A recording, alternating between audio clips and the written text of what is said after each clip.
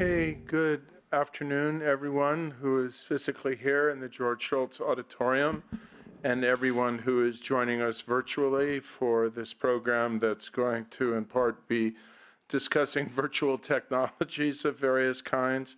I'm Larry Diamond. I'm a senior fellow here at the Hoover Institution, working with Glenn Tiffert and Elizabeth Economy and Francis Hiskin on the U.S., China, and the World project, which is one of the co-sponsors of this event with the National Endowment for Democracy on digital authoritarianism and strategies to promote a democratic digital future. I want to say this event is inspired by a paper authored by one of our speakers that I highly recommend to you. The title of the paper is a little bit different. It's called Data-Centric Authoritarianism, How China's Development of Frontier Technologies Could Globalize Repression.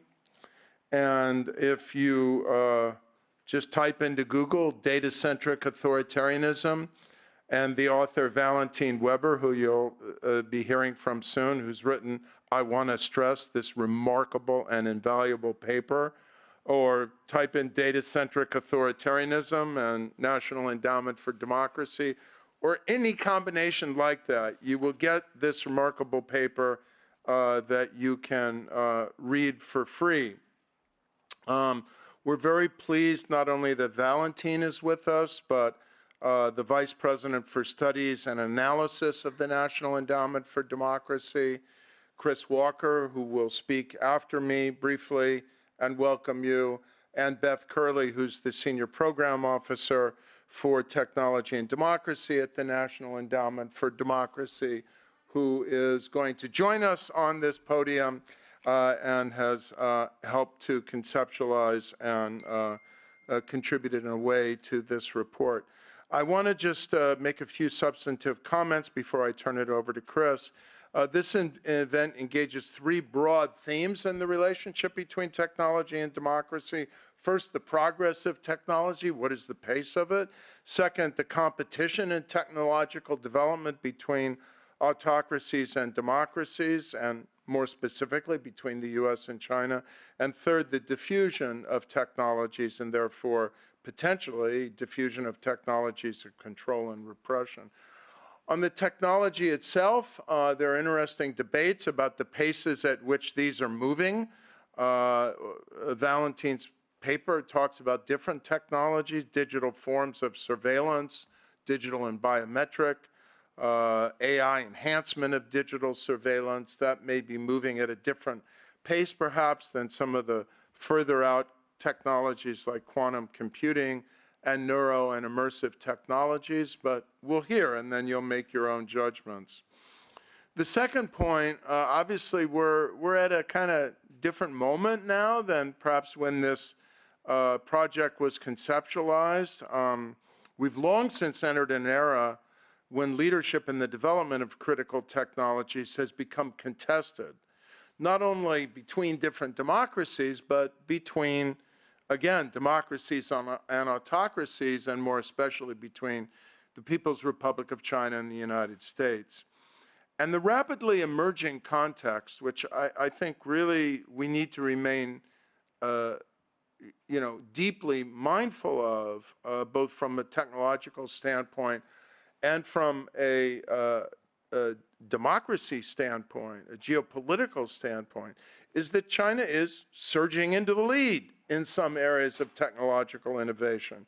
And it has the potential, at least, to achieve broader dominance if US policy shifts result in, this is my opinion now, I won't attribute it to anybody else for the moment, if US policy shifts result in diminished funding for research and development in the US in science and engineering. And then two, the emerging environment not only of diminished funding for R&D, but for visas for foreign talent that we heavily depend on in the development of these technologies and in basic discovery, risks undermining US leadership in many of these realms and frankly further advantaging authoritarian competitors, especially the People's Republic of China. There are very few things that worry me more than this right now.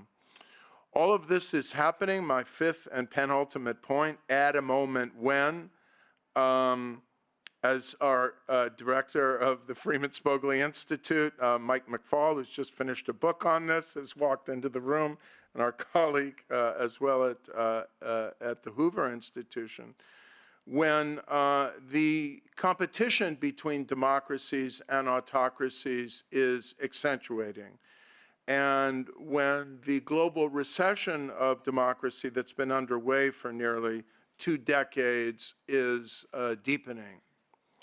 And the final point, which we're going to hear discussed here, is that the transfer of digital technologies of surveillance and control from the world's most powerful autocracy, which I call a neo-totalitarian system. In my view, that is not a misplaced characterization of the People's Republic of China, to less technologically sophisticated countries, including some even that are formally, and in other cases formerly, democratic. That digital transfer of technology is accelerating.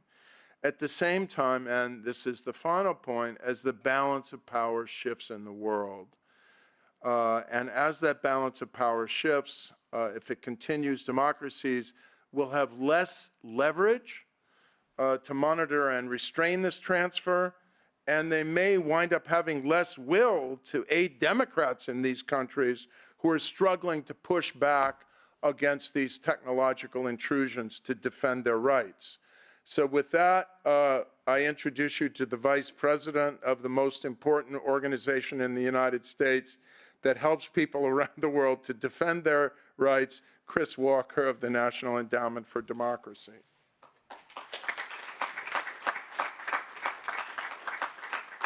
So thank you very much, Larry, for that. Let me just say a few more words to build on some of the ideas that Larry shared. I'd suggest that this event is dedicated to discussing a truly important digital challenge to democracy. And the discussion is an outgrowth of work we've been doing with wonderful partners here at Stanford, including a workshop we held last year. I want to take a moment to recognize both Larry, Francis Hiskin, Glenn Tiffert, Elizabeth Economy, who's a member of our board. Also would like to thank Eileen Donahoe for her leadership. She's a member of our board, our vice chairman, who's here with us as well. And she's done so much on these issues over the years. It's really helped us to situate our thinking at NED.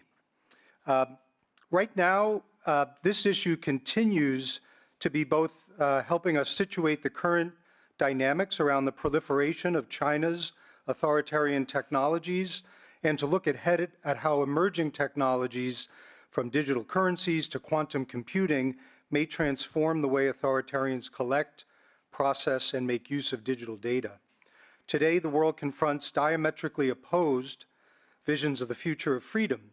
15 years ago, many commentators assumed that liberation technology would lead to a world where the free flow of information broke down walls of authoritarian censorship, and that people facing repression would find new opportunities to connect, organize, and that autocrats would find themselves on a back foot. China's trajectory in the intervening years shows us otherwise.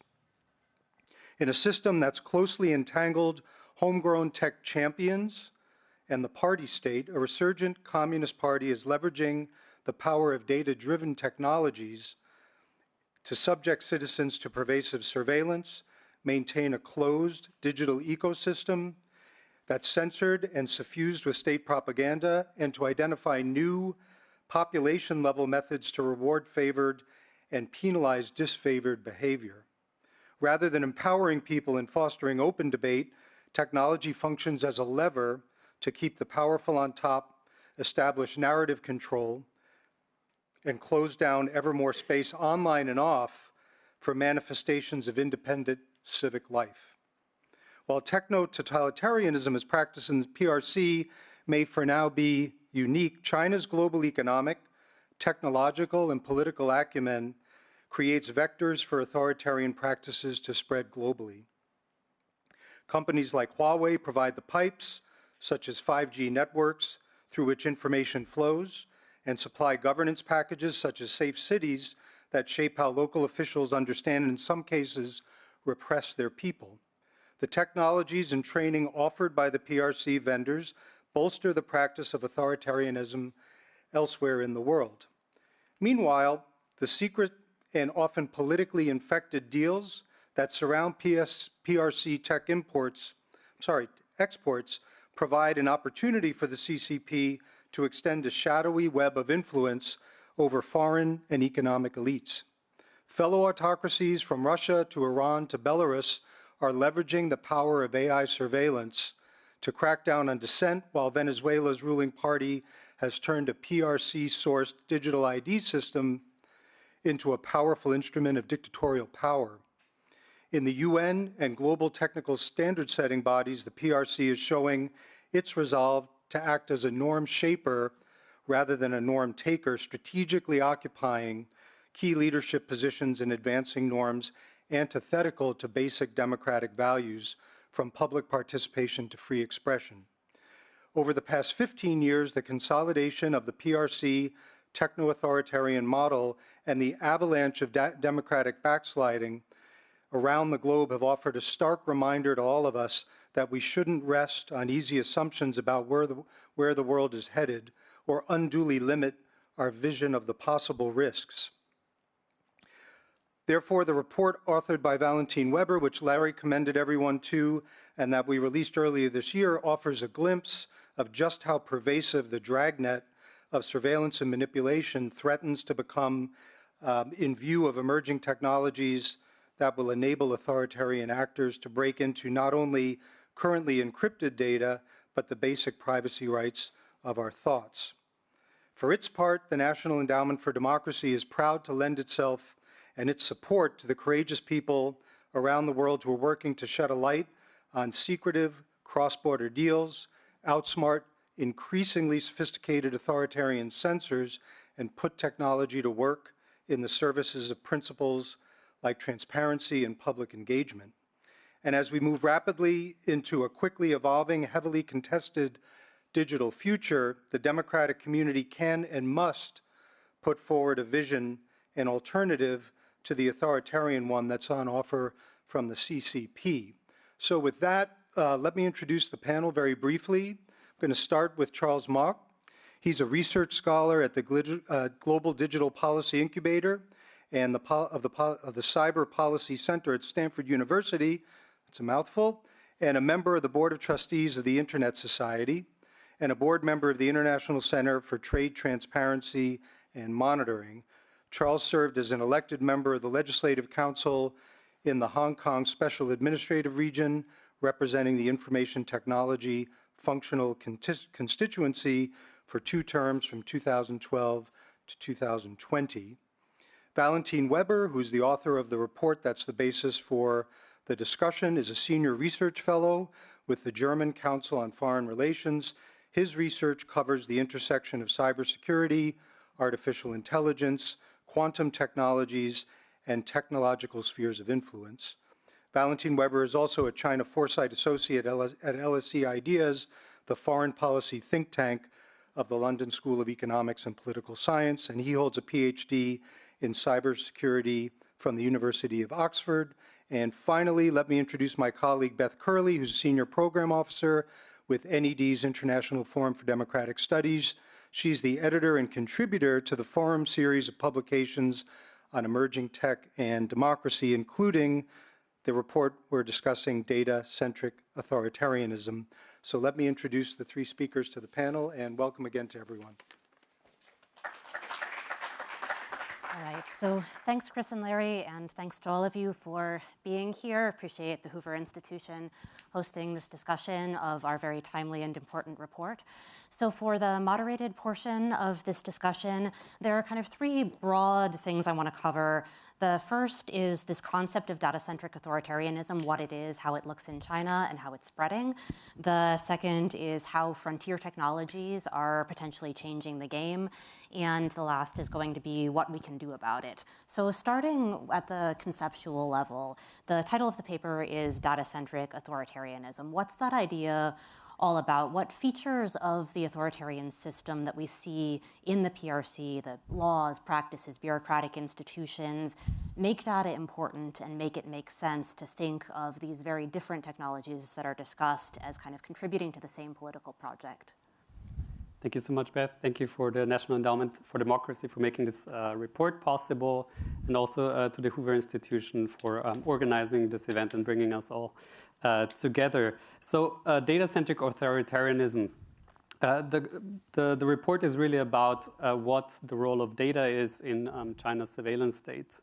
And for a long time, China has relied on information, on people, on informants, on people who are in the security apparatus, to report on dissidents and so on. But really, in the early 2000s, there was this drive for digitization, for putting up CCTV cameras and so on.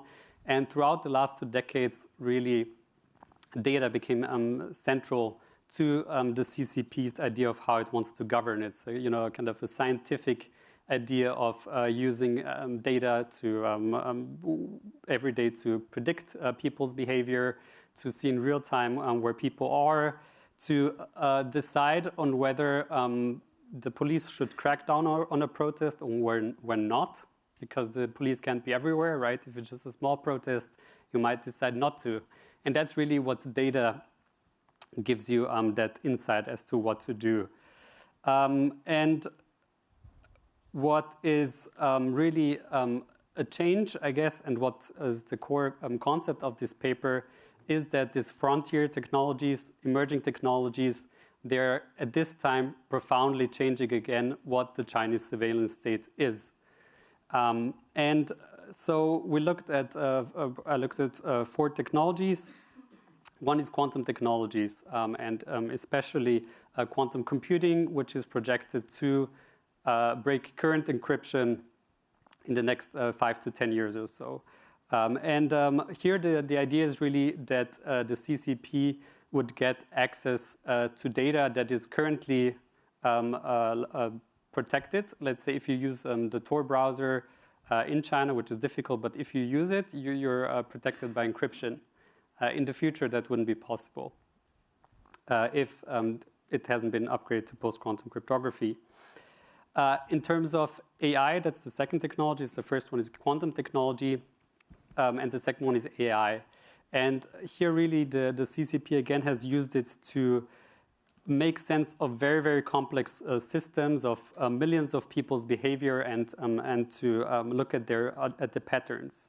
And I think one of the core things of the article, again, here is that the masses of data that the CCP is processing are growing and growing. So, and also that that control is becoming more centralized. So we have at the moment these kind of command centers where police sees data of cities, and there is already a thing where it started in cities, and now it's getting to the provincial level where provinces can see what's happening in the cities in their provinces. And so the current estimate is that there is even on 2 screens, the Chinese securocrats can see around what 20% of the population is doing, over 200 million people.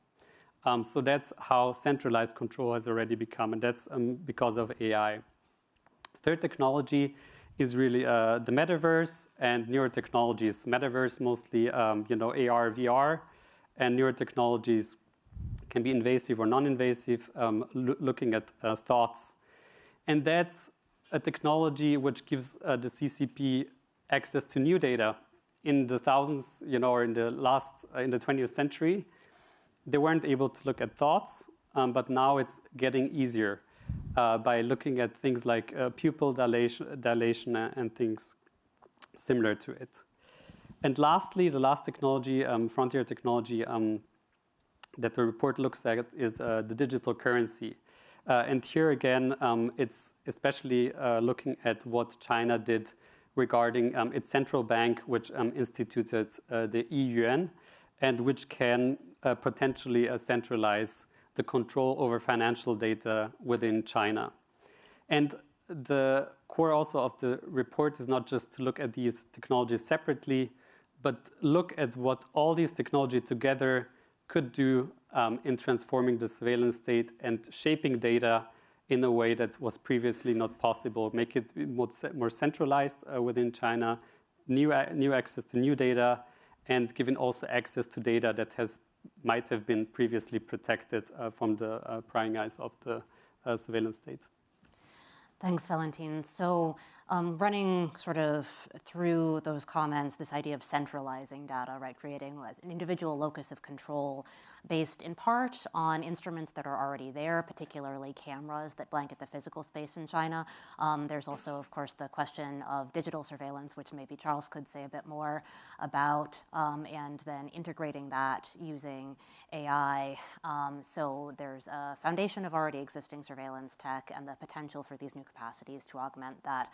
But before we get too deep into the specific areas of tech development, Charles, I want to turn to you for, you've done a lot of different work looking at the model of digital authoritarianism that we see in the PRC, and particularly how it's projected outward. So anything that you want to add on the goals of this pervasive web of digital control and how we see it, for instance, in technical standard setting bodies being promoted globally?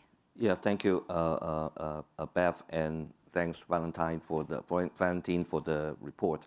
So to me, if you look at the regime in China and how they look at various aspects in their society, including technology, business, culture, education, everything, it all has to serve the party.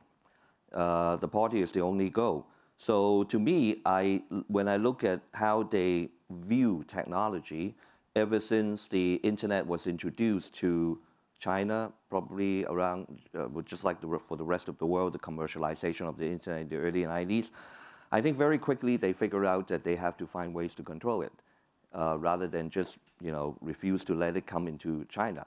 They allow it to come into China, but they have to make sure that they can control it, make sure that it will serve the party. So that's when you see that they have all these concepts and development from the Golden Shield project and the Great Firewall, which is more on as a matter of a passive way to censor the internet coming in. But then again, very quickly, I think before people talk about big data, they figure out the importance of data. So they started to collect all these data before they know how to analyze it, before they have the technology to be able to analyze them. So so that, I think, evolved into the mechanism and the philosophy in China to adopt further control through surveillance. So and also use these mechanism and the technology to make it more of a propaganda tool that they can take advantage of. So if we look at the ways that they are trying to control and work in the technical standard community, I think this is very similar to the ways that China has been, the philosophy that they have in terms of thinking about the whole technology in the last several decades coming into China, and they start to adopt them, and they start to find ways to control them and control the development. So I would say that, number one, they are very well planned, but they don't necessarily immediately look for perfection. They don't need to have the whole strategy mapped out, but they can be very quick to adapt because they are also they realize that they are in a developing mode, especially in the beginning. So they don't mind what we say in Chinese, like touching the stones while they are crossing the river. So I can figure it out as we move along. So when they deal with the technical standard community, internationally, there are two different types of these organizations. You would have the more top-down national control, intergovernment agency controlled ones such as the ITU, International Telecom Unions, and the working groups under them. And then you will also have another type of standard organizations such as the Internet Engineering Task Force, IETF, and IEEE, and so on. These are more multi-stakeholder and bottom-up organizations, technical societies. for both, they are trying to exert more and more control through participation. Because particularly in the latter, for the multi-stakeholder and open technical society organizations, they are free to participate. So they would provide resources, they would participate at a high level and frequency, and of course, sometimes we also look particularly at the UN organizations. They also use the same strategy and participate at a very high level. So for the last 20 years, I would say, or more, they have been increasing this level of participation. And in the last several years, I think they are trying to change the mode of operation of these organizations in a couple of ways. First of all, they would create and try to propose new standards that would fit their philosophy of future technologies, including, we would say that this is adopting elements of surveillance into the technology, but to them, this is all about creating a safer and more secure network environment, right? Because obviously today we have so many problems with crimes and scams and so on the internet, and so they're trying to figure out ways to help law enforcement tackle these issues. So that's number one. And number two, I think the ways that they are trying to change the system is that, or the particularly the standard organization system, is that they want to change the governance aspect of it, which is that they are strategically try to switch some of these technology standard organizations and the work that they do from the multi-stakeholder organizations over to the intergovernmental United Nations organizations, which they feel that they would have a better chance of controlling the outcome and influencing the outcome through governments and through their other, friendly governments or the Belt and Road countries and so on, through their China's influence. So I think these are the two typical ways that in the last 10 or more years that China has been gradually trying to increase the level of influence in these standard bodies around the world. Thanks, Charles. And I know some points coming out from a conversation that we held last fall as well with our colleagues at the Center for International Media Assistance, looking at really the challenge facing civil society advocates and supporters of democracy more broadly in attempting to engage on standards in this new environment. It strikes me that in both of the stories you tell, there's kind of a progression that we see from a more reactive, defensive to a more assertive mode, right? So from tech as, okay, this is dangerous, how do we stop the free flow of information, to tech as, hey, this is a map of our population that we can leverage for control, this is really cool, from trying to shift proposals within standard-setting bodies that are maybe set up in ways that don't work so well for the CCP to actually trying to change the way they're run to shut out non-governmental voices. And when it comes to the dissemination of these norms, so the standard-setting bodies are one vector for that, right? You can have the authoritarian ideas about surveillance kind of baked into your standard for smart cities, or the case everyone is familiar with is the so-called new IP, which was proposed and rejected a few years ago, that would have increased centralized state control over the internet. But another piece of this question that's really important is what happens on the ground. Because in China, of course, you have a very well-established physical human authoritarian infrastructure, lots of investments in internal security, this idea of grid management, all of this being combined with particular technologies. And now these technologies are being exported all over the world to very different settings. And there's a pretty robust debate among scholars about the extent to which you can see PRC-like systems take root elsewhere. So Valentin, you engaged with that a little bit in the paper. Tell us about that debate and where you come down. Sure. So it's really, the debate is about whether the Chinese model or the Chinese approach to surveillance can be also implemented elsewhere.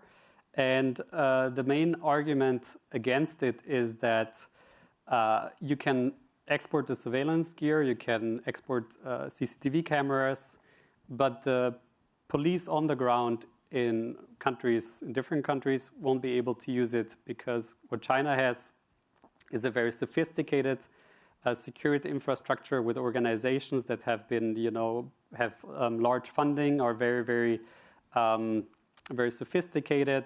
And so in that premise, you could maybe export it to Iran, Russia, and so on, because those are countries which also have very sophisticated security organizations. But most other countries, developing countries, wouldn't be able to take China's approach, because you would export the technology and they just wouldn't be able to use it. But I think on the ground, there's a very different reality. We know that I would make a bet now and say that Chinese surveillance tech can be found in every country across the world. Whether it's being used by the public infrastructure or by the state is a different question, but it's found everywhere. And even the poorest countries, such as in developing countries or in Venezuela, they do import the technology, and even if they can't afford everything, they have a priority. That's the regime security. And because of regime security, they will spend on those smart cities and so on. And even if they don't have the money, China will find a way of giving them the surveillance gear in exchange for, let's say, oil. There was a deal between Ecuador and the PRC, where Ecuador gave the PRC oil, and it got surveillance gear in exchange. So really, everyone, let's say, can afford it. But then again, there's the question about whether they can implement it if they don't have, sophisticated police. And there, really, the private companies, Chinese tech giants, come into play. We saw in Uganda that Huawei was training local police officers to use their gear and to get access to dissidents' phones. So we can really see that even though they might not be immediately capable of doing it, they'll get the support from Chinese companies to get to get access to those phones. And so what's the lesson really here is that they won't be completely able to copy China. What China did is really remarkable. It has its own tech giants, such as Tencent, Baidu, and so on. So a country, let's say Uganda or another country, won't be able to do that. But they will be able to buy the gear, and they will get help from China really to implement it. And China will do everything that they can to support that. So I think really it's the reality on the ground shows already that the surveillance gear is diffusing, and also that the model is being exported and imitated abroad, and quite successfully. And I think that also brings us to a really important point, that it's not just the technologies that are going abroad, right? It's often advisors, trainings, and so forth that could also export certain ideas about how it ought to be used along with it. You mentioned the role of companies, and I want to turn to Charles with one final question on this segment. So any responses to that, and also just given the ups and downs that we've seen in the CCP's relationship to some of the tech giants over recent years, with a raft of regulatory and more creative crackdowns, I would say, to a seeming warm-up in the past couple of months or so, given, private companies are going to help us with the AI race, so maybe we need them. What does that mean for the role of private companies from the PRC in this export of digital authoritarianism? Well, but before that, actually, I want to respond a little bit to what Valentin has been saying about the way that China, how do they export the model, and so on. I recall that 2 years ago, I wrote a paper on the Great Firewall development over the last 20 years in China. And one of the things that I actually was in part of my report was that China's Great Firewall model is very difficult to export. I said exactly the same thing, that it takes huge resources, huge amount of human resources as well, in order to make it work. So at the time, we were referencing an example in Cambodia because of the fact that that country also wanted to use Chinese technology to implement their Great Firewall, and it hasn't been successful because of the lack of the same kind of infrastructure, including controlling the telecom companies, which they don't in Cambodia, as well as in China with their state-owned company structure and so on. So, but having said that, I think the reality right now is that China doesn't have to export the whole thing. They only have to, and they figure out that if these countries are not as capable of doing it as China, they could still use, as you mentioned, companies such as Huawei and others to fill in the gaps. So these companies would be able to, and this is partly also answering part of your question as well. These companies would play a role in the scheme of things for China all over the world in terms of providing training to these countries, and they call them cybersecurity trainings. They call them anti-crime, anti-cybercrime training, which is, well, what everyone would need, right? And or if the countries doesn't have those resources and capabilities, they might as well even outsource it. And also an important part of it is that if we believe that controlling these infrastructure in these other countries would benefit China in the sense that, if we worry about having backdoors and so on, if they really exist, then China would get access to all those data, whether it be backdoor or the front door, whatever. They would get the access to the data too. So it just works to China's advantage, no matter what. But back to the question about what is the role of the companies, the relationship warming up since the crackdown on the commercial or tech sector in China starting about 2-3 years ago and gradually warming up right now. I actually don't think that the situation has changed that much in terms of the relationship between China's tech companies and the government and the party. Because to me, it's all in the family. It is like the children are not very obedient and they forget the values of the party.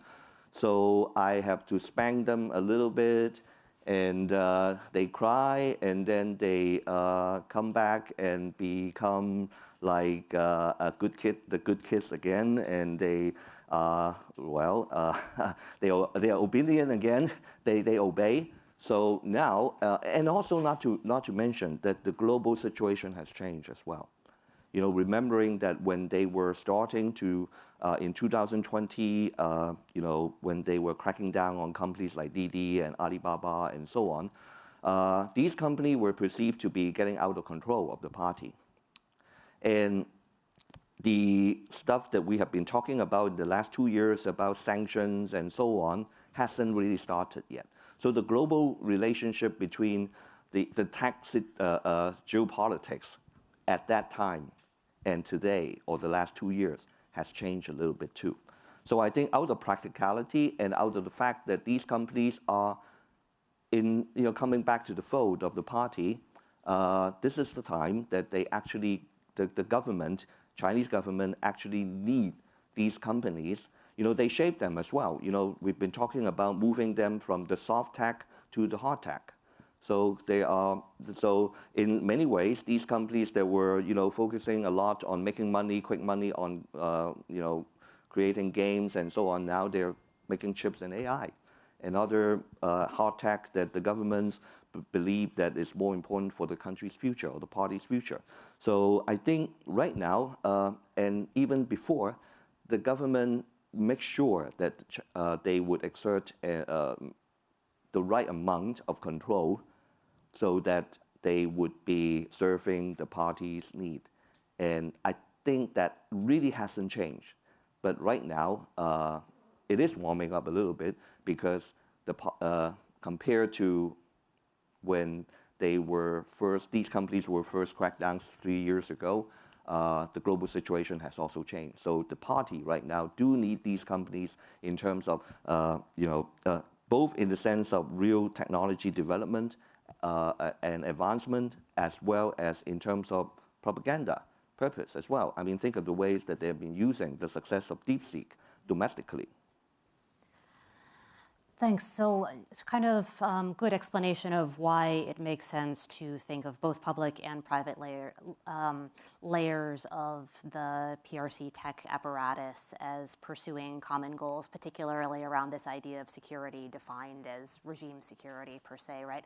And another point that came out in there that I think it's really important to keep in mind is that when we're looking at the proliferation of PRC tech from a democracy point of view, there are at least two different risk angles. One, which we've been focusing on, is about potentially reinforcing authoritarian practices in the importing state, so local law enforcement learns how to use facial recognition to identify protesters and so on. But the other angle is that a lot of the data may be going back to the PRC and being used to train AI or for other more problematic purposes.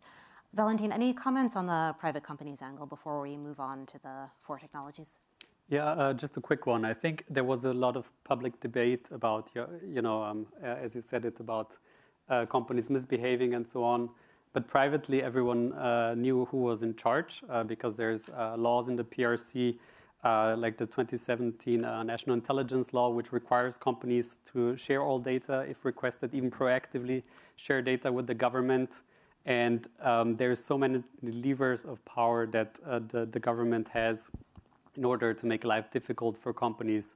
It was always clear that they have to stay in line with the party, and whether that's at home or abroad as well. So I think that's more of a public display as to, we're privately owned, we're independent and so on. But really, if you look at the structure as the power relationship between the party and the companies, it's very clear, and it's always been the same, that the party is in charge, and it will, if it needs to, impose their power and their will onto the private companies.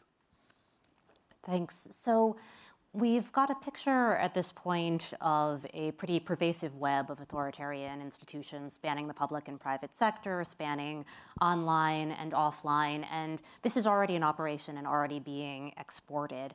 So to what extent is the development of the frontier technologies that are studied in this report going to make a difference, right? For instance, if we can assume that the CCP already probably has a pretty high level of access to people's information from Alipay and WeChat, for instance, how much of a difference would the transition to the use of the ECNY, China's digital currency, make? And in general, how big do you see the impact from the changing tech landscape itself being?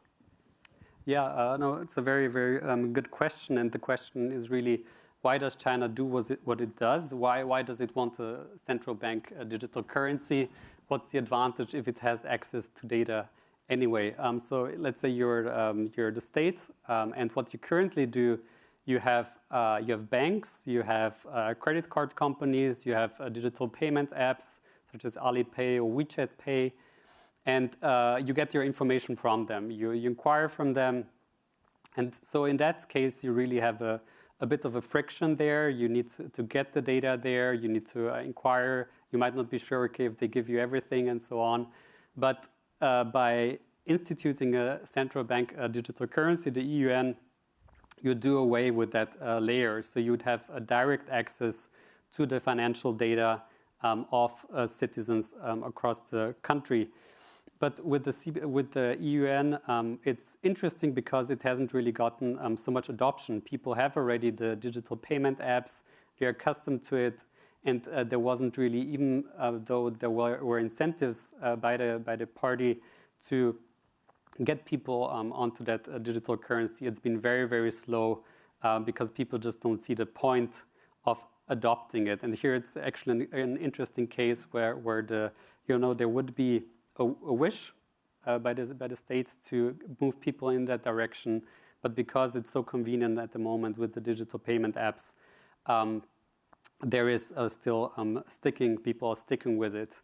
But just to say it very shortly, it would really do away with a lot of friction. It would give direct access and more of a centralized control as well to financial data, which is really crucial about telling so much about people, right? Where they spend money, where they are at a certain moment. And so it's really, really powerful way of understanding citizens better and controlling them in a better way. So that's one example where authoritarian practices are already quite deeply entrenched, but the system of control could become even faster, more pervasive if you take away the things that get in the way. Charles, any thoughts on this question of how much of a difference do frontier technologies make, and perhaps in particular the recent advances we've been seeing in AI from China? Well, actually, about the central bank digital currency example, in addition to the aspect of usage that Valentin has been talking about, more on the personal level, individual level of having a digital wallet and the e-renminbi and so on, there's also the aspect of the cross-country transfer of digital currency that would enable the CCP and China to bypass the global banking system, which is something that they have always been trying to do. Let me see, I remember that, I forgot which country. I was just reading about a news that they were also starting to just signed an agreement with yet another country. I forgot whether it was in Asia or Africa to do this kind of bank transfer or digital currency transfer just very recently. So anyway, so this is actually not just working at the personal or local level, not to mention that the fact that they can use this to effect immediate change or immediate control on people's finances, and in addition to holding on to their data through getting the data from Alipay or WeChat Pay and so on. But I always think that at some point, if the government really believe that they need to enhance and increase the control to that particular level, they could work with these companies and just convert Alipay into a nationally controlled e-renminbi system if they choose to. But they probably think that this isn't the time to do it yet. They don't need to. But eventually, if they really want to push it,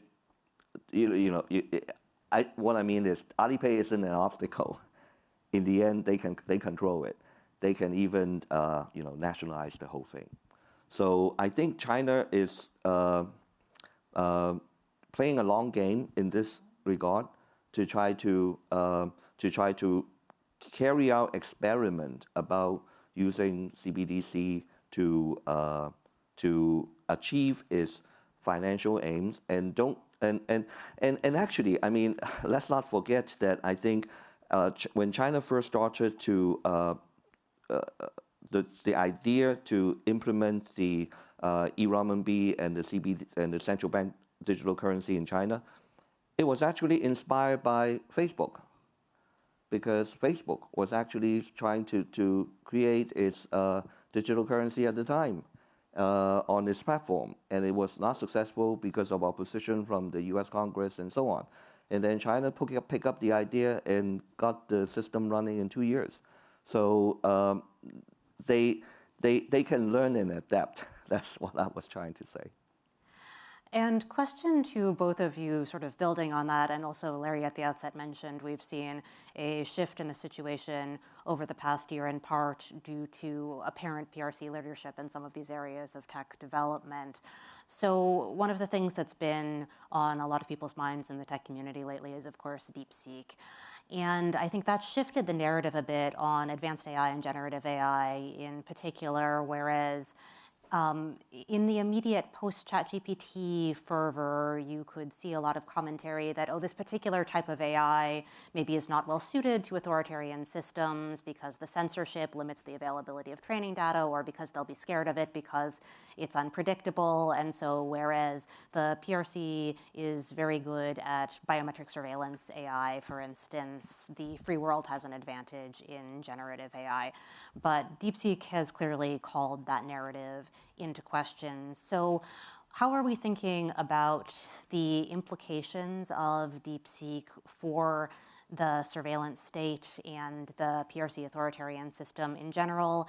How important is that going to be? Are they going to succeed in threading the needle of employing Gen AI to the max while maintaining a high level of censorship? Starting with Valentin. Yeah, DeepSeek was really, again, a game changer, and we saw it very interestingly. The CCP didn't see it, or doesn't, at least in public, see it as a threat. We can see now thousands of police officers being trained as to how to use DeepSeek already, a few weeks afterwards. There are training sessions as to how to use it for writing reports, police reports, how to use it for, query large video data footage very effectively. So they're really, really embracing it. And especially also poorer provinces are now also deploying it because it's open source. They can use it. It's cheaper. People who weren't or provinces who weren't able to roll it out previously can do it now. So it's really making AI even more widespread than it used to be. In terms particularly of censorship, could it be a danger, when censorship isn't working, when DeepSeek isn't, the model isn't censoring the content it should be? So I think there it could be really go into two ways. Recently, we did see that people can get a DeepSeek to speak things that it shouldn't be. And you can get around it, but I think there's already ways being developed as to how to put that in check. And it's interesting as to even here in the US, I think it's Anthropic, which is working on AI that is able to check another AI, right? That the AI is behaving. So I think there's already being solutions being put in place to make AI do what they should be doing. And I think China will, of course, also do that if it's in its interest to hold up a regime security. So I think technologically it's possible that censorship will be upheld. But at the same time, it could also go very, very wrong because AI is becoming increasingly autonomous. And we saw that AI can go a little bit rogue. It can. There is cases where AI has been disabling the oversight mechanisms that it had, or that it was diffusing to places that it wasn't supposed to go. And I think there's a particular danger there, especially as China is already experimenting very strongly with agentic AI, which is able to execute decisions on behalf of the CCP, right? It's not just, giving, analysis, but it's able to already act. And that's going to be a real danger if, I guess, if those AI agents are not being understood properly, and if they're perhaps, acting a little bit in a direction which might not be in the interest of the CCP. So I think at the moment it's still very much out there whether it could be, a bit of an unpredictable gamble that the CCP is taking there. But they're really embracing DeepSeek as much as they could for the public security sector at the moment. I don't see that they really see a danger there. And just quickly before we move on, because you recently had a piece in the Journal of Democracy on this, and I think it's a bit different from how most people think about DeepSeek and generative AI. So what does AI advances in the security context specifically mean, and in particular, the use of agentic systems? What could that look like on the ground? Sure. I'll give you one example. One case is where you could query hundreds or let's say hours or thousands of hours of video footage to say, how did this car behave in the last 24 hours? Just that to get the query and an answer. But in terms of agentic AI, I would say the most advanced I've seen currently is really that in cities, AI agents are working together already, coordinating between each other to implement orders. Let's say you would have an AI agent in the commercial field, you would have an AI agent in the transport field. The transport one would be, would be monitoring or executing, traffic cameras and traffic lights and so on, whereas the commercial one would be able to have a lot of data on the commercial field. And the idea really, as it's conceptualized in China at the moment, is that these AI agents would be working together and that there would be a super AI agent, it sounds, that's how they call it, is coordinating these AI agents to get to a certain goal. So your goal would be, there was a protest and you would tell the super AI agent, let's prevent that in the future. And so the super AI agent would coordinate the field AI agents to prevent it in the future. It would tell one AI agent, identify me all the people who were in that protest, and another AI agent to tell me where those people were in the last 24 hours. And together they would execute decisions. They could, let's say, an AI agent could reach out to all the people who were in that protest, to all their contacts, to tell them that they shouldn't be talking to those people. So it's really automating everything, basically control in a way that is at the moment still was recently unimaginable. Thanks for that picture. So a lot there to be concerned about, both if it does what the CCP expects and potentially also if it doesn't. Charles, thoughts on AI, DeepSeek, and so on? Well, I guess when we think about AI from our perspective and look at, no, not AI, I mean DeepSeek, from our perspective, we tend to think about all the potential issues, problems, privacy, security, data leakage, or disinformation, or even from China's perspective, like you, Valentin, you mentioned that they want to censor, but they are imperfect and they make mistakes and so on. But I think from China's perspective, they've been there before. The whole internet was like that. And they figured out a way to make it work for them. So these are minor issues to China that they have to fix in order that they get complete control. And I think they still have the confidence that they are going to be able to be successful from their point of view. And also, to them, the most important thing at the moment is the race to adoption. So just like you also mentioned, they're adopting it in big ways in all kinds of aspects in society or business or the economy, manufacturing, education, in the court system or militarily and so on. But I think the danger here is that they really haven't been really focused at all on the safety aspect and the security aspect. And that might come back to bite them in the end, but we're not sure yet. Of course, at the moment, I think they are more keen on making sure that they win in this race to adopt, that they can have the leg up against their competitors, the Western countries and so on.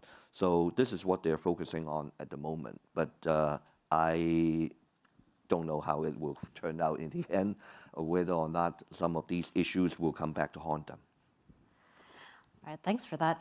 So perhaps turning to something that will play into the answer to that question, democratic responses. There are a couple of different angles to this. One, what we can do to improve our efforts specifically to counter the proliferation of authoritarian technologies and practices, including from the PRC, and then also the possibility of offering something different. So first, I want to give you both a chance to offer a few suggestions as to what we might do on the first front. What are one or two strategies that you think would be particularly effective in countering the proliferation of digital practices, digital norms that stem from authoritarian systems raising our game in that area, whether among researchers, in standard-setting bodies, on the ground, elsewhere? How can we raise our game in that area?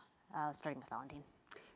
Yeah, so what can we do? I guess reining in technology diffusion will be very, very difficult. We have seen it currently. There was a coordinated effort to do that, and we still end up with Chinese surveillance tech everywhere. But I think where I saw positive things is you got to look in very authoritarian regimes. It's difficult to prevent the misuse, but I guess in hybrid regimes it's a bit easier. Or in also more swing states or a bit more democratic-leaning countries. One such case was, I think, in the Philippines, where a smart city was prevented because of an opposition senator who raised it in parliament.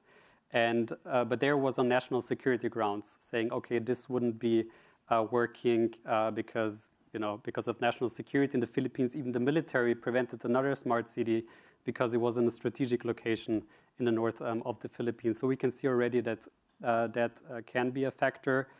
In Mauritius also, I think there was a very interesting debate in parliament, again, about Chinese smart cities. And that was very, very good again, because there was a public debate in parliament and so on. So I think really opposition politicians, very, very important, and especially regional coalitions of opposition politicians, which face a similar challenge with Chinese tech.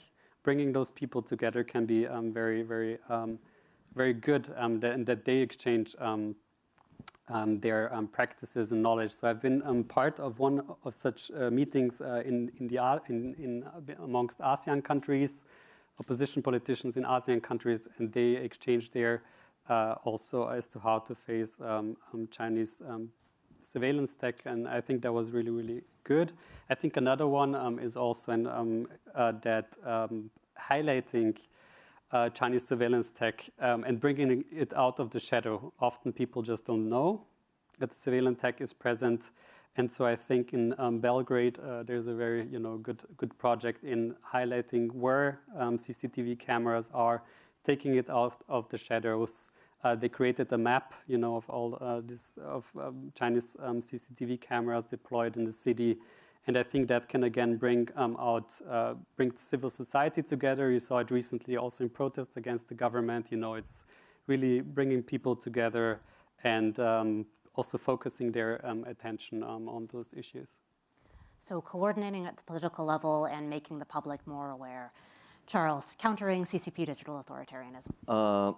First, about the standard-setting bodies, I think we have to reiterate, democracies have to reiterate the importance of supporting multi-stakeholderism, the bottom-up standard-setting process, and really putting the resources into the effort and preventing the attempt for some countries to move the standard-setting mechanism from the multi-stakeholder bottom-up process, organizations such as IETF and IEEE and so on the professional bodies, moving them over to the ones that are controlled by government, such as the United Nations and ITU working groups and so on.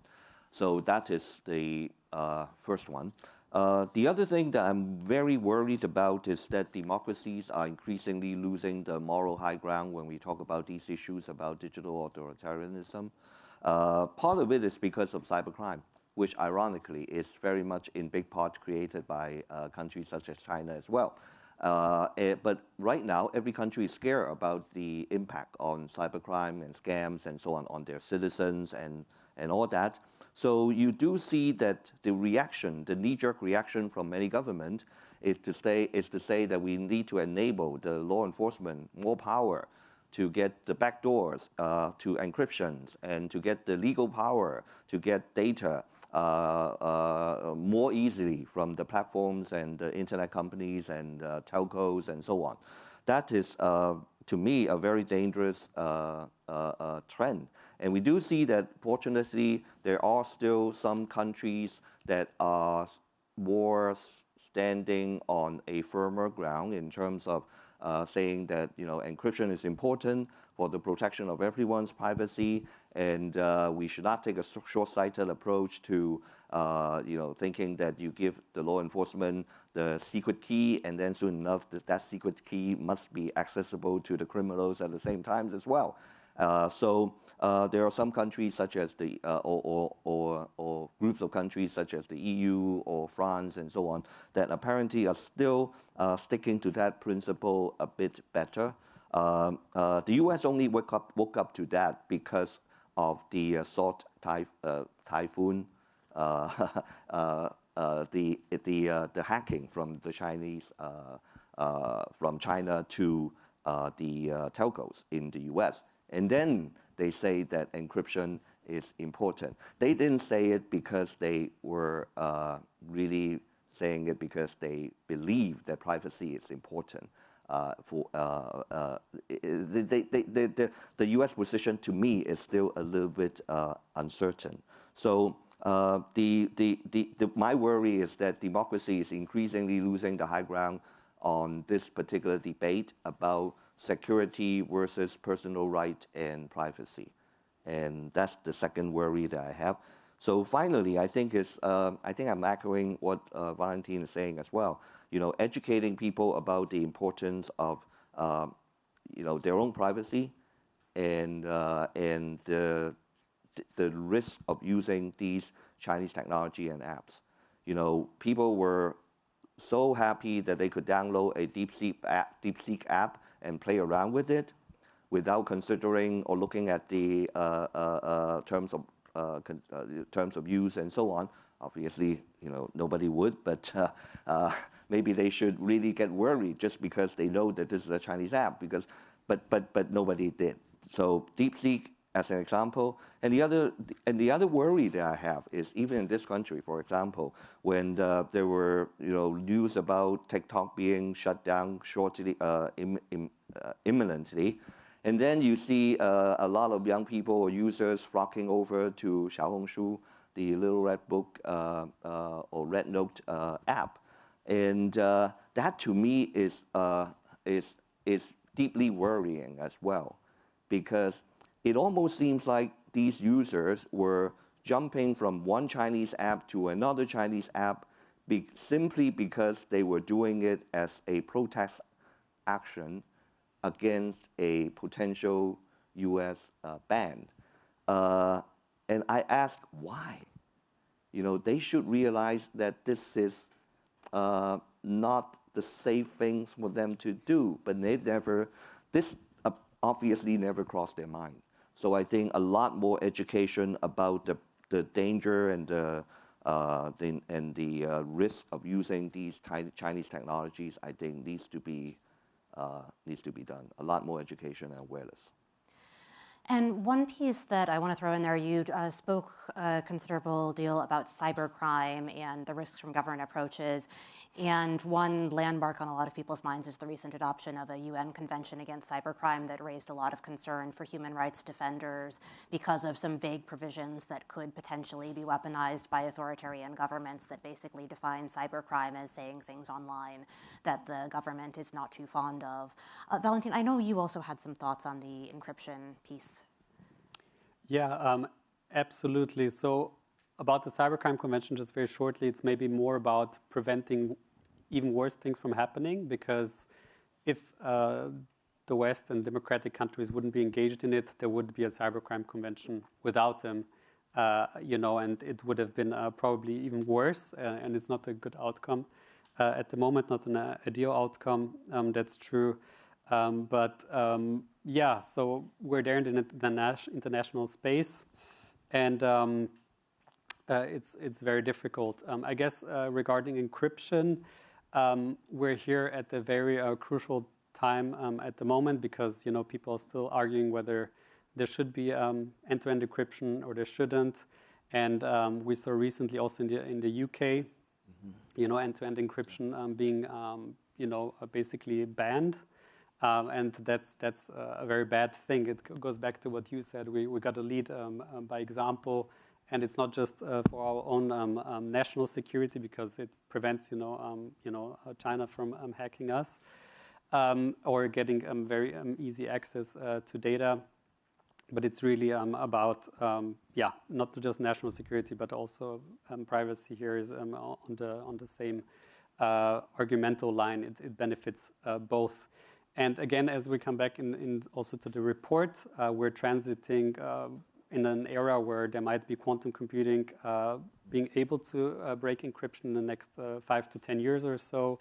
And there's going to be, again, a very crucial moment, a time of transition, which is also very, very dangerous, because we will have very soon widely implemented post-quantum cryptography, and there will be again the temptation to insert backdoors into those post-quantum cryptography to give law enforcement access. But again, there we need to resist inserting any backdoor government access to that. So I think here we got to be careful now and also plead for very, very encryption that is not subverted by government.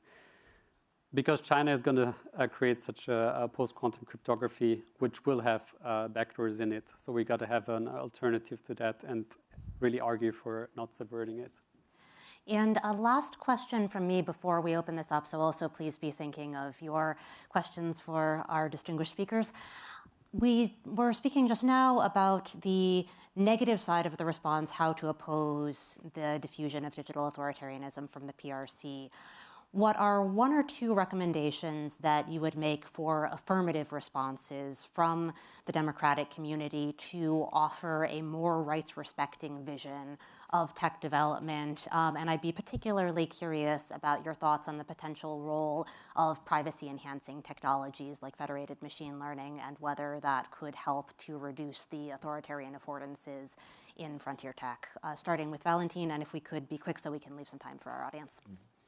Yeah, sure. So what's one thing that I would say really is that we got to keep innovating, because if we do have the first mover advantage, we can really shape the standards that are being out there, not only international institutions, but also on the ground, right? If you export technology, you're also setting how things are looking on the ground.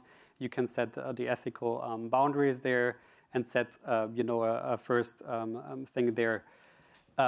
Also got to lead by example, as said, on encryption, I think. And really, I think at the moment, if we want to create a democratic digital ecosystem, that's the opposite of an authoritarian ecosystem. I think at the moment we have very, very isolated, let's say, democratic technologies. We do have, Signal, which is end-to-end encrypted, very, internet freedom, going into that direction, being good for it. We might have other technologies, but there is no yet overarching kind of ecosystem, right? It's small islands of democratic tech there. And I think U.S. government has done great things until in proposing and giving a first financing to a lot of these technologies. Tor project, Signal, and all these technologies came about also with U.S. government financing, and then they developed from there. But I think definitely that should be continued to create a broader digital ecosystem and perhaps a more strategic vision as to how to create a more holistic system rather than small products, let's say, which are fulfilling certain purposes such as messaging. That's an interesting thought, moving from the Demtech as almost an exception to Demtech as normalized. Charles, democratic digital ecosystem in 2 minutes or less. Yeah, I follow on Valentin's points about innovating, keep innovating. But of course, if you want to innovate, you have to support research and support smaller companies and so on. So that is what's needed in this country as well as maybe in Europe and other democratic nations. It's also very important for the government to take the lead in adopting these technologies as well. So if there are privacy-enhancing technology, then is the government adopting these technologies? Or the government is just following or just focusing on consolidating the influence of the big technology firms and so on? That is also needed. So they need to have policies that will support not just innovation, but also innovation by smaller players and so on. And of course, just like what you said, we have technology that are good, such as or applications that are privacy enhancing, such as Signal and so on. But then again, it just takes a couple of not very smart users to use them, and then people thought that these are not good technologies, which is a shame. All right, thanks. And so from both of you, this idea, innovation can be something that actually helps get us to a better place in terms of pro-democratic technologies and a pro-democratic digital ecosystem. Doesn't have to be in opposition to it. Questions from the room or from our audience online, please raise your hand. We've got some microphones in the back. I'll try to take a couple at once and then give our panelists a chance to respond. Over there, please. Oh, first, thank you very much for this enlightening discussion. I had a question to Valentin. In your paper, you outlined 7 critical steps for democracies or near democracies to do, and I think you guys touched on some of those during the panel discussion. But I was curious about, in the paper, are you basically dooming the autocratic world to following in the steps of China and its technology and its know-how, and it seemed like the steps that you were outlining were kind of defensive for the democracies to do, but I didn't see anything there that was kind of offensive for us to prevent or even roll back what would happen in the authoritarian regime. So I was curious if that's something that you guys could touch on. Thanks. That is an intriguing question. Anything else from the room? I just want to collect a couple to make sure that we get you in under the wire. Yes, please, in the back. In the back of the table. Back there. Thank you for the great panel. My question also follows last comment that Charles mentioned about case of TikTok, for instance. I just think that this would be a very pragmatic example, realistically discuss the idea of digital democracy. And in a way, when it comes to sort of US policies, how should we rethink democracy? Does democracy itself really mean what it meant before, like, let's say, 1940s, 1950s, right? Democratics round that U.S. kind of created through this sort of notion of consumerism and notions of sort of historical environment through media, creation of media and democratic media. But today, with basically a situation that we have at hand, does that still work? Or we should even rethink and redefine those democratic environments, really? Thank you very much. And did we have one more? Yes, the gentleman in the middle of this row. Thank you for the talk. I'm curious, how much are the open source tools that are available, how much do they compare with the state-of-the-art surveillance that China has to offer? My background is on Iran, and you know, they have, you know, in Iran there are ride-sharing apps. There are a lot of digital. There's a thriving digital economy, and the government does have access to a lot of those data. So I'm just curious, you know, in a country like that, in a context like that, do you really need access to like the state-of-the-art, technology, or can you just impose that kind of authoritarian regime just with this open source tools? All right, thanks very much. We've got 3 great questions. So what are there any strategies for actually going on the offensive in authoritarian settings? What do we think about when we're thinking about the intersection of tech and democracy? How are we thinking about democracy? And here I'd be particularly curious if you have any thoughts on the use of digital deliberation platforms, which is something we've talked about in previous forums at NED. And then the comparison between PRC tech and open source tools. So please answer the questions that feel most relevant to your experience, starting with Valentin. Sure. Going on the offensive, yeah, it's a good point because otherwise we're just have a whack-a-mole thing and we're always one step, at the back. So I would say really the most, let's say the most sustainable one is just getting market share, doing more to promote democratic alternatives in those countries. But I think in especially authoritarian settings, there are things that are done at the moment also. I think which are to give people the tools to reach information, right? Anti-censorship tools, proper VPNs, not Chinese VPNs, which are government surveilled. So there are things in giving people access to information. So I think there's these things which are being done, which are good, which should be done further. And beyond that, I wouldn't know. Maybe you have some suggestions which would be interesting in going and giving more access there. But it's really about, giving people, I guess, access to information, and that's what's being currently done, which is quite interesting. Regarding open source, I would say, even DeepSeek is open source. But there's other open source technologies which are out there,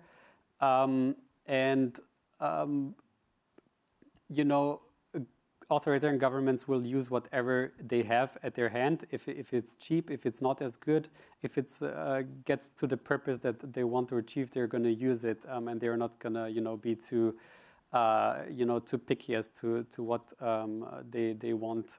But I think on the democratic side, open source tools are very much, encouraged to proliferate and get out there in a very cost-efficient way to support that. Yeah, just to make the point that, on both sides, democratic and authoritarian side, there is, this open source element sometimes, and it really depends on how it was conceived in the beginning by the producers and developers.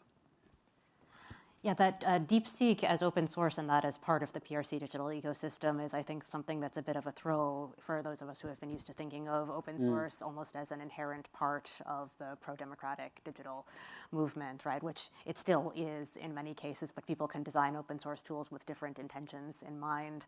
Charles, any responses on the questions? Going on the offensive is an intriguing thought, but I can only try to answer the three questions, linking them all together by saying that I think the best thing that we can do is still hold on to the values behind the ways that we believe these systems should be designed, that they are right enhancing, that they protect people's privacies, and they are designed in such a way that people can distinguish as much as possible, or designed to protect people from disinformation and so on. All those important values. My biggest worry is that right now, democracy is acting more and more like authoritarians. So how do you go on the offensive like that, right? Because you're becoming like them, right? We are becoming like them. So I think going back to the basic, it might be defense is the best offense.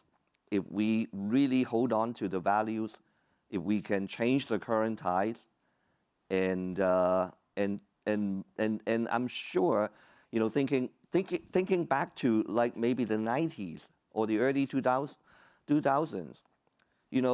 why are there so many people at that time in China trying to circumvent the firewall to reach information outside? And today they don't anymore. So I think maybe I'm too idealist. I still think that maybe holding on to our values and defense, and then defense will turn out to be the best offense for us. And also, maybe there are a few things that we can really do in concrete ways, such as supporting the development of these anti-censorship technologies or circumvention tools and so on. But unfortunately, some of the funding that this country provides to the global community to develop these technologies are no longer available. And the other thing about open source is that I think China do realize the issues or the concerns that they should have about open source technologies. But at this point, I think they are lesser worried about backfiring on themselves than to use this to disrupt the US model of AI. So they chose to do this. So that's why I said China is not like a one-sided thing. They really can adapt to different circumstances and different purpose and requirements at the time to decide what to do. Thanks very much. And yeah, I do think there is something to, now it's sort of considered passé, right, to recapture that techno-optimism of the 90s when people thought of technology as inherently liberating and so forth, and that original vision of the internet. But I do think there's something deeper there behind that impulse that speaks to a much more enduring, that we see in so many settings around the world, human instinct for freedom. And so it's worth thinking, and there's a lot of thinking to do about the different strategies we can deploy to get back to that vision where tech is not a lever for centralized control by those who know best, let alone something that itself knows better than us. It's a system that gives everybody the right to speak up and have a free voice in their own destiny and in the destiny of their country.